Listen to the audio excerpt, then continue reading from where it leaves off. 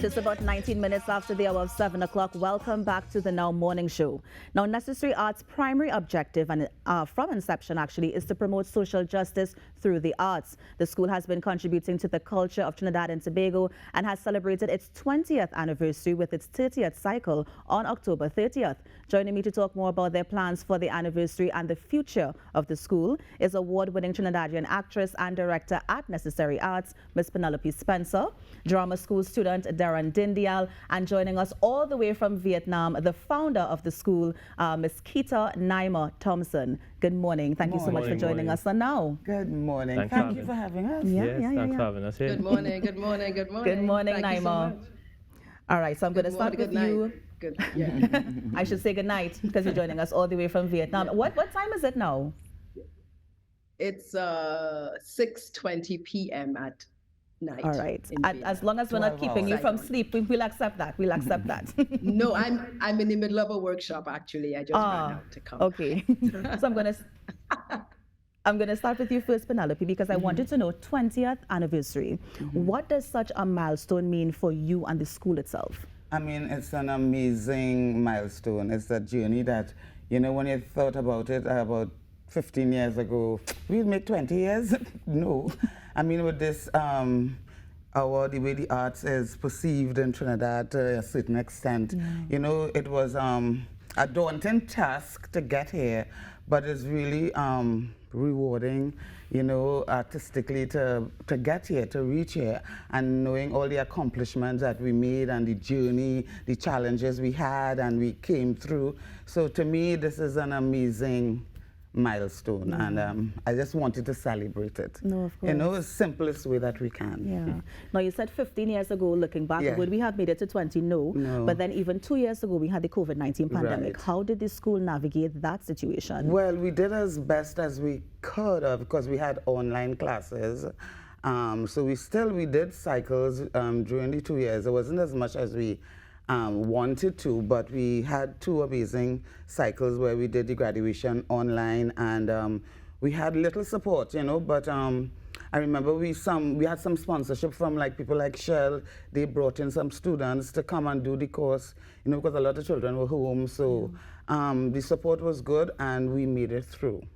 Yeah, we came Naima, out. I'm coming to you because I also wanted to get your thoughts on this. Did you think you would make it to 20 years? What does that 20th anniversary milestone mean for you as the founder of the school?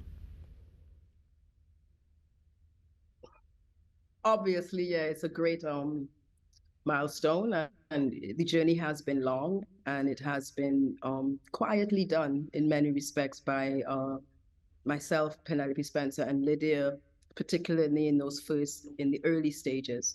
A lot of sacrifice, a lot of work, and I hoped that we would still be standing today, and we are. And I think it's about resilience. And I think it's about determination by people who believe in a dream and will push forward no matter what the adversity. So I am not shocked that we're here. I am just extremely grateful that we are. Yeah, amazing. Penelope, I'm going to bring it back to you because tell us a little bit about the school. What does the school do? What sort of programs do you offer? Well, initially, when the school was opened in the first 5 or 6 years, I can't remember, Naima will correct me, we did everything that involved the arts. We did pan, we did music, we did dance, we did voice, I think we did batik at one time. We did everything that involved the arts.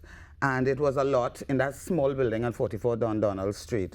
It's an after-school program that we run there, so we had everything. And then after a while, Naima and Lydia Letterwood, who is also one of the initial founders of the school, they went away, and so I just said that I'm going to focus on the drama aspect of the school, because that was still being something that a lot of people still wanted, you know, and so that's what we do. We do a drama course, a 3 months acting course, a basic acting course in film and theater. And we also do jobs for corporate, you know, if corporate wants carnival characters, and if they want actors to launch a program, that's what we're there for. It's about giving back to the actors who worked, who came and they invested in their career. So it's a way that we could have to keep actors employed and, you know, doing what they love. Yeah. So that's what we do basically right now still. Now, Darren, I'm going to bring you in here because you Sure. have first-hand knowledge of what Penelope is talking about. Yeah, I mean, most tell us certainly. what age you would have entered the school, what program did you do, and I mean, what has the journey been like for you as a student at the school? I actually joined the Necessary Arts family, believe it or not, 10 years ago. Wow. So I was in Form 4, about 15 years old. Right. Believe it or not, I didn't even realize it's half the anniversary of the Necessary Arts School. So being a part of it, Necessary Arts team, or more so the family, and I would say the family because the program has been more nurturing to you as a person and an actor.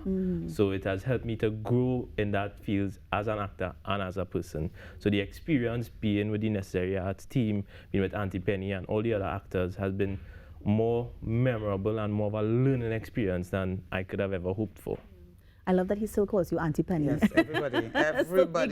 we get that Right, feeling. Rockus? We get that feeling of family. I mean, but in terms of your acting, have you seen yourself growing throughout your journey, and do you think you're ready to take up the mantle? I mean, have you been acting now? Yes, Yeah. so certainly. I actually did a play most recently, the last one that Auntie Betty did with a different production company. Ladies' room. Ladies' Room, correct, yeah, Nice. which was the first play coming out after theatre opened after the whole COVID lockdown and the pandemic and so forth. Okay, good. So that was the most recent on-stage production that we would have done. right. He's done a lot of television work though. Yeah. Yeah. More on screen than on stage. Yes. Penny's watching you like a proud mama. I am. That's my theatre mom right there. Yes. I think it's so important for males to get into this industry, Yes. yeah? Because I mean, the things that theater teaches you is like about dealing with your emotions, about Correct, rejection, about communication, about relationships. Yes. So it's very important for me that males come into this business, and thank God. I mean, the kind of preconceived notion that you find parents out there Yes. have about this business is horrible, and I'm glad that Will Smith or the Denzel Washington parents, or even coming close to our thing, Winston Duke parents didn't think like that. Because we have to, I love pushing the men and males in this industry. I think it's important. Yeah, and I totally agree with Auntie Penny because it gives you the avenue and the opportunity to express yourself and to be able to communicate your feelings and emotions in ways that you don't normally get the avenues for. Right. So it's also It's a lovely thing, this business. Naima, I'm coming back to you because I want to know, we are seeing the good work that the school is doing. We have Darren here and other examples. What type of support do you believe Necessary Art need to continue 20 years ahead and even further into the future?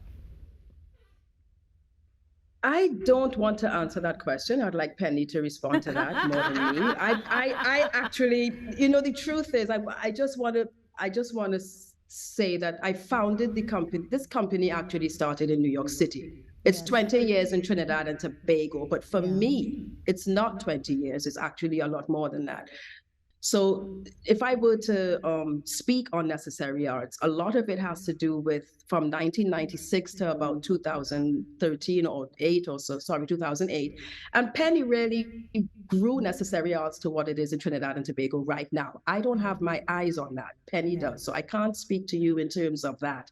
I can't speak to you in terms of what I've done internationally. So if you want to circle back and we talk about the international work of Necessary Arts, I can support you with that. And I definitely and want to hear, so we can take it from that start in New York, and then what other countries do you see Necessary Arts kind of operating in?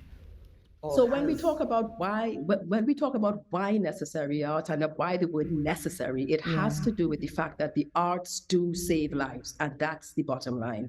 And the arts started to save lives of children that I was working with in New York City, and that inspired me to come home and hook up with Lydia Ledgerwood and found this company with the intention of saving lives and giving people direction, and this has actually happened. So in 2008, when I left and started teaching internationally, I moved out to Qatar. Everywhere I've moved, I've taken Necessary Arts with me to continue what I can and to continue representing Trinidad and Tobago out in the diaspora. So, for example, we've been in Qatar, we've been in Kenya, Uganda, Turkey, Dubai, Vietnam. And we've really set up great relationships, specifically in Nairobi, with orphanages and refugee type schools, and just really powerful work that the arts lends to personal development. I know that this is also happening in Trinidad and Tobago. I also want to echo something that Penny spoke about, which has to do with funding, and by the grace of God, we managed to make it, but by no stretch are we meeting our full potential. Yeah. And we are unable to meet that full potential because we simply don't have the funding to do so. Yeah. Yeah. We have everything else, but we don't have that funding to really elevate us into a different level. Okay, all right. And I'm going to come back to Penny because we'll be talking about, the support that we need. And so in terms of the support that we need, speak some more about that. Oh, we need funding. We need funding. We have a wonderful landlord. Thank you. But to survive, we beg, we borrow, we do what we have. We raise funds. We have curriculum and comedy shows. We have all kind of. We don't sit down and wait for people.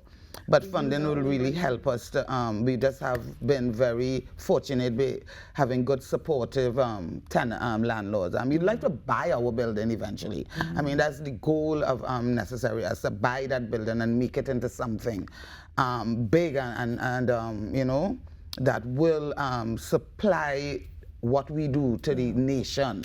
We do carnival characters. I love the traditional mask. I mean, if you see Perus and Midnight Rubbers and Baby Dolls and Damler nowadays, that's us.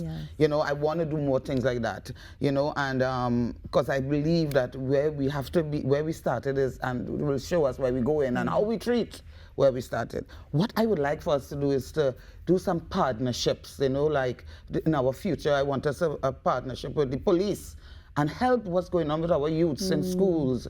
I want Necessary Arts to go to schools and put on programs and have discussions and have facilitators and the police talking and trying to get back to our youths in this country. That's I mean, our goal at Necessary Arts is to working on social justice and helping stuff like that. And stimulating minds through artistic expression is our motto. Yeah. I love it. I love it. I mean, I fell in love with this school when I heard the name, because I came in after Naima and Lydia, and when I heard Necessary Arts, I said, how apt.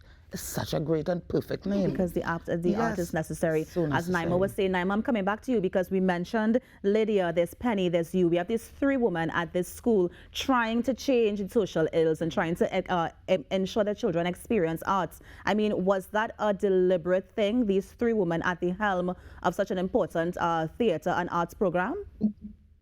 When I left New York with the intention of coming home to bring my work to New York, to Trinidad, I did not know that Lydia and Penny would be involved. I came with a mission to do it. The journey unfolded, and the universe put Lydia Ledgerwood in my space first, and she bought into it. She actually put her money on the table. Her funding is what started this whole thing. And then Penny joined later. I think it is about resilience. It is about having a dream, and it is about not waiting for anyone or anything to do what you know is possible. And the three of us, we have that mindset. And because we had it, we were able to move and to continue moving, no matter what. But I do appreciate what Penny has just said, because we can stay at this grassroots level until we die, or the government and the private sector in Trinidad and Tobago can recognize these three women who really persevered, and at some point give us that building, expand it, build it up, and let Penny do her thing in Trinidad, take it to another level, Yeah. So resilience, and determination by three Trinidad women who understand what it means to fight for what it is you want. Of course. That's it. And of course, friends and people who supported along the way. We're not going to leave them out, because without them, we couldn't move either. Naima, I'm circling back to the 20-year question, and yes, it's only 20 years for Trinidad, but of course Necessary Arts would have existed before. Where do you see this school going 20 years, 40 years, even in the future? I think Necessary Arts has found its groove in Trinidad as an acting institution. It has produced very good talent out for Trinidad and Tobago screen and stage. And if Penny were to continue on this road and get the investment that she needs to take it up to another level, I would, at this point, like to see that grow and build into a full-on acting academy and really take the pressure off of trying to pay the bills all the time, That's in 20, 40 years, I want the name Necessary Arts to still ring through the country, and I want to know that we're still able to produce dynamic talent as we continue to do even today. Yeah. We Darren, have Reagan Devines, we have a lot of names that we can drop of people in the industry, and surely 10 to 20 years from now, it would be great to be able to keep doing that. Of course. Darren, I'm coming to you because you said you joined 10 years ago. Right. There's a reason why you're still at Necessary Arts. What do you see for the future of the school? For the future of the school, I hope it to, like Naima would have correctly mentioned, the name to reign through the country, but not only Trinidad, hopefully to take it regional, to see that I've been working with them for the 10 years, not only doing drama works and acting, but also any help that Auntie Penny would have asked me for that I could have assisted in any way, I would have tried to lend a helping hand. And I also would like to be a part of that, to see the school move forward regionally, like I said, and the dynamic talent that Naima would have mentioned that has came out of Necessary Arts School would eventually, and if I'm not mistaken, has reached the international stage already. So we're expecting that to come true very soon. Yeah. Now, as a man in theatre, do you see yourself as an example to other men who may be interested, but of course may be shy or may have a certain stigma towards it? Sure, yeah, I can see myself as being that example because, like I mentioned, it gives men, and not only men, but more so everyone, the opportunity to express your feelings and emotions, the different avenues to express that and to be heard and express that on stage, on screen, in ways that you could have never, in workshops, in ways that you could have never imagined. Yeah. So I do see myself that as an example. Anybody who has come to me and asked me, I would have shared whatever knowledge I had, whatever experience, I would have lent the encouraging word to join and become a part of it, because being shy and thing is just an excuse. Right. If you want to be expressive and emotional in that way, there is avenues to As you can do it. Yes. And Penny, before we go, I just want to come back to you very, very quickly. Is there going to be a celebration for the 20th anniversary? Well, and I wanted to hear your thoughts as well, future of Necessary Arts. We wanted to do a celebration this year, but it didn't happen because we didn't get the support that we wanted. We tried, but we're going to try and have a 21st anniversary celebration next year, God's willing, because we're going back with our letters again and ask, our beg letters and ask, because I don't give up, So we're going to have a big celebration where we're going to invite some of our past students, Jalan and Common, who sings. We have lots of people. Things happening. Rokas, we have all kind of different Natasha, people. Kimberly, Natasha, Kimberly yes, from here, who act here. Yes. Yes. No. Why will I refer to myself in the third person? Calm down. Yes, Penny. We have a lot of people, and we want to have a big celebration, invite them all. We have a lot of people. We have people from 6 years old to 70 something. Hi, Maud. We have students, and we have all kinds of students, and it's a wonderfulness. And what I want for the future. Pause it here because I know that we are going to have you back in again. Yes. But let me thank you guys so much for coming on the show. Yes. Thank you so much, Penny. Thank you so much, Darren. Naima, if you're still with us, thank you so much for joining us all the way in Vietnam. Have a good night. Have a good evening. Thank you so much. All the best with the next 20 years and beyond for Necessary Arts. Thank you so much for joining us. You're the Now Morning Show. We're going to take a break, but stay with us because we have our arts and culture coming up and we have some very interesting topics. So stay with us.